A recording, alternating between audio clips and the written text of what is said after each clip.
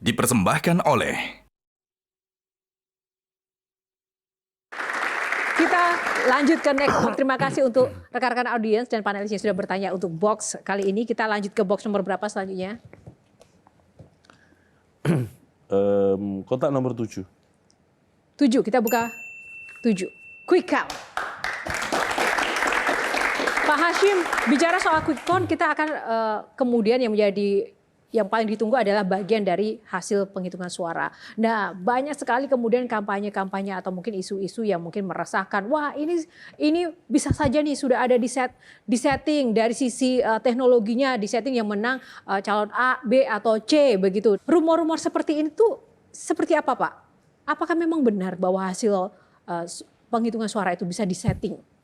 Proses penghitungan suara pemilu, kemudian proses penghitungan hasil suara pemilu, kemudian rekapitulasinya sampai tingkat nasional, itu dilakukan secara manual di undang-undang kita. Tidak dilakukan secara digital ya, atau menggunakan quick count dan segala macam. Dan jangka waktunya mulai dari penghitungan suara di TPS sampai dengan rekapitulasi penetapan hasil pemilu nasional menurut undang-undang itu paling lambat 35 hari. Dan kalau dalam jadwal sekitar tanggal 20 Maret 2024 sudah ada penetapan hasil secara nasional. Dan nanti di pemilu 2024 kita menyiapkan Sirekap, sistem informasi rekapitulasi hasil penghitungan suara, itu sebagai alat bantu untuk memudahkan publik bisa mengetahui apa hasil hitungan KPU. Kan ini beda dengan hitungan yang dibuat oleh lembaga-lembaga survei, karena itu kan survei. Kalau ini kan real count, karena yang dihitung adalah hasil penghitungan dari TPS. Dan bisa lebih cepat, karena kan tadi durasinya maksimal 35 hari yang manual. Itu yang digunakan. Jadi sifatnya alat bantu untuk memudahkan publikasi saja. Mengapa ini penting? Supaya juga untuk ngontrol.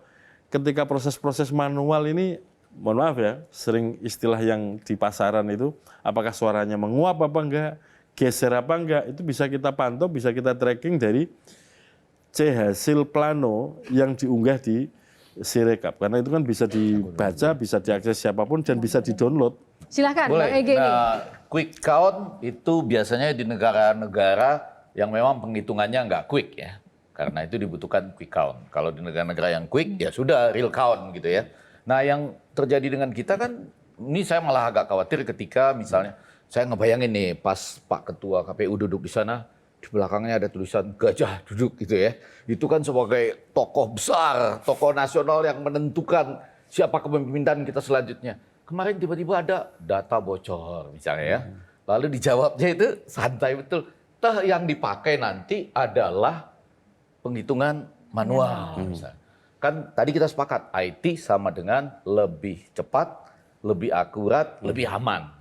Karena itu, ini bukan quick count, rekapitulasi elektroniknya begitu, itu memperkuat dalam sebelum, kalau bisa dia sebelum 35 hari dong ya. Saya tuh agak bingung tuh yang suka demikian-demikian itu. Apalagi datanya sudah bocor gitu. Nah kalau dijawab, loh nanti kan penghitungannya, penghitungan manual yang dipakai. Lah, saya kan ngebayangkan, ini kita mau ke IT gitu ya. Kalian belajar kan, kalau IT itu lebih cepat, lebih akurat, lebih aman gitu. Atau dari awal bilang nggak usah ada IT sama sekali, kita pakai manual dan kita percayai sepenuhnya gitu. Ketimbang kita tanggung-tanggung gitu. Bagaimana Pak Ketua menjelaskannya? Ini kan ikhtiar untuk mempercepat publikasi.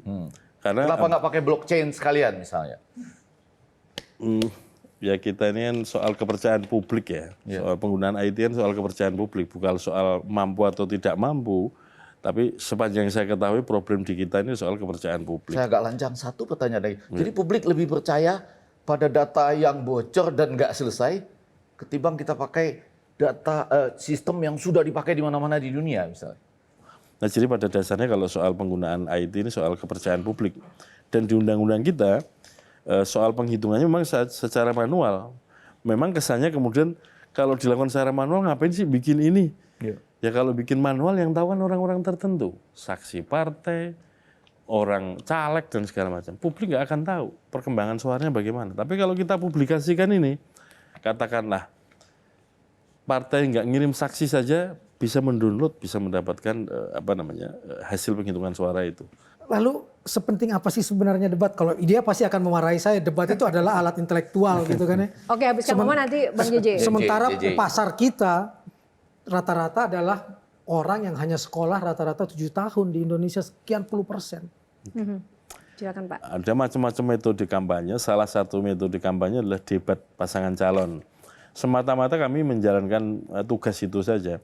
Bahwa soal efek ataupun kampanye yang di luar metode ini punya efek atau enggak kan yang akan tahu adalah masyarakat. Ngefek apa enggak. Maksud saya gini, debat ini dipusatkan di Jakarta misalnya. Kita udah tahu hasil riset debat-debat sebelumnya hanya mempengaruhi 1-2%. Kenapa nggak langsung misalnya debat itu di kampus, debat itu di masyarakat, tidak dipusatkan seperti itu supaya rakyat lebih tercerahkan?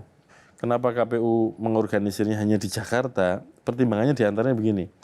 Kalau harus ke daerah, ini kan ada risiko perjalanan, ada risiko kesehatan. Kalau ada apa-apa dengan pasangan calon, KPU juga yang disalahin nanti. Kalau di Jakarta itu daya jangkaunya lebih memudahkan. Di bagian awal kita pernah punya ide, nanti debat pertama kita taruh IKN.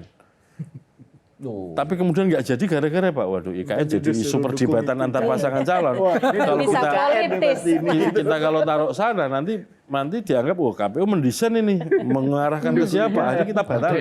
Saya Oke. tidak mau ada di sini. Oke, baik kalau Bang JJ. Ya kalau buat saya debat itu penting ya. Ya. Karena Pertanyaan gimana ya, juga kan bukan kita pernyataan. memilih pemimpin ya. Bangsa ini kan dibikin itu oleh minoritas kreatif ya. Artinya orang yang punya pikiran gitu. Punya imajinasi Punya tentang masa depan. intelektualitas begitu. Jadi kalau dia ikut kontestasi sebuah bangsa yang diwariskan oleh dan dibikin oleh para pemikir, terus dia nggak bisa mikir, itu kan cilaka. Ini bola lambung saya suka. Karena saya berharap capresnya adalah juga pemikir. Nah, cuma persoalannya adalah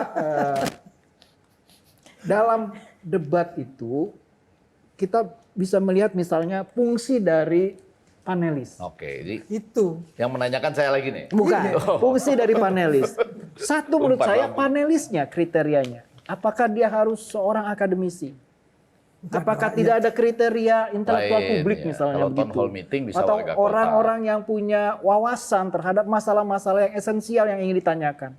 Misalnya lingkungan hidup, HAM gitu. Yang belum tentu seorang akademisi punya pengetahuan dan kedekatan terhadap isu itu sangat kuat begitu. Sejarawan sudah ada ya. Saya membayangkan debat capres yang terakhir itu, debat kelima atau debat ketiga antar capres, ada 3 capres, masing-masing di belakangnya mungkin cuma 30 lah ya. Kalau nggak di belakangnya ya di antara undangan, ada undangan juga mungkin 30 begitu. Hanya ada tepuk tangan di awal dan di akhir acara. Terima kasih KPU, sekarang lampunya sudah redup ya di antara para penonton dan undangan. Kemudian kalau ada iklan, mohon maaf pada stasiun televisi tetap ada iklan di awal dan di akhir saja. Toh bola bisa demikian, pertandingan sepak bola bisa demikian. Masa debat presiden kalah sama pertandingan bola? Jadi kita bisa menyaksikan iklan dulu, lalu dibuka oleh moderator ya, ketua KPU buka, kemudian 1 jam penuh. 3 calon presiden ini berbicara, ditanya ataupun langsung debat. Kemudian nanti diakhiri ya, baru ada tepuk tangan. Jadi tepuk tangan hanya boleh di awal dan di akhir. Mereka saling bersanggahan. Dan kemudian panelis, termasuk tadi ya, mungkin ada tokoh-tokoh masyarakat, bukan hanya Harus bisa akademisi. bertanya langsung. Namun panelis ini diberi kesempatan bertanya langsung. Apa yang dikhawatirkan dari panelis? Sementara pertanyaan yang lebih tajam itu muncul dari para capres. Yang saling attacking. Jadi para panelis ini ketimbang kelihatan seperti mengundi undian Piala Dunia U17 itu yang dengan itu lebih baik mereka apakah cuma 6 atau kalaupun 12 diwakili oleh temannya, dia langsung bertanya kepada para calon. Jadi kita mudah-mudahan 1 jam itu betul-betul utuh menyaksikan 3 capres berdiri dan berdebat sampai habis, diawali tepuk tangan di awal dan di belakang. Jadi pembawa acaranya, moderatornya juga tidak habis napasnya untuk tenang ya gitu ya. Jadi kita benar-benar, dan stasiun televisi dapat itu. Betul nggak bahwa kalau pertandingan voli antar kampung gitu, kalau sesama kelompok Karang Taruna itu gampang Pak Azim. Yang menarik adalah, yang susah adalah kalau bertanding sama panitia. Nah mungkinkah pemilu 2024 ini sementara kontestan sebetulnya bertanding dengan panitia? Gitu aja lah pertanyaan gue. Kita kan sama-sama orang-orang beragama Pak. Yeah. Tapi kenapa jadi memberhalakan kampus? Kampus sekarang udah jadi berhala. Iya. Universitas itu padahal universitas itu miniatur dari universe. Town hall itu kan publik. Orang yang hidup kayak aku, kayak orang hidup di universe, bukan di universitas yang model. Oh, Bapak. Panelis dari orang yang hidup di dunia, bukan di kampus ya. Mungkin Menara 3. Gading, setuju. Cuman jangan saya orang sibuk. Saya sibuk banget. Baik, Gitu. terima kasih. Berikanlah kekuasaan kepada saya, yaitu kekuasaan yang nggak pernah diberikan kepada orang lain.